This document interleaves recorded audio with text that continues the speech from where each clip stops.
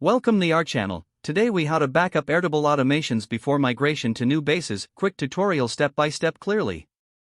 To backup your Airtable automations before migrating to new bases, start by opening your Airtable workspace. Navigate to the base that contains the automations you'd like to backup. Click on the Automations tab located at the top of your screen. You will see a list of all the automations associated with this base. Select the first automation you want to backup. Click on the three dots next to the automation's name. Choose the copy option from the drop-down menu. A new automation will appear with the same settings and actions. Rename the copied automation to indicate that it's a backup. Repeat this process for each automation you wish to backup. To ensure all details are correctly copied, review the settings of each backup automation. Make any necessary adjustments based on your migration plans. Once you have backed up all automations, navigate to the new base where you want to import them. In the new base, click on the Automations tab again. Choose the option to create new automation. Instead of starting fresh, scroll down and select the Import Automations button. Select the backups you created from the previous base.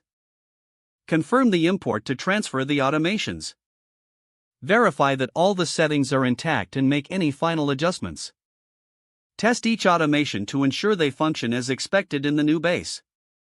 Once everything is confirmed, you're ready to start using your new base with the backed up automations. If the page does not load, refresh the browser or try again in a private or incognito window. Make sure you are using the correct email address, then retype it carefully to avoid small typos. If your password is not accepted, use the reset option and create a new strong password you can remember.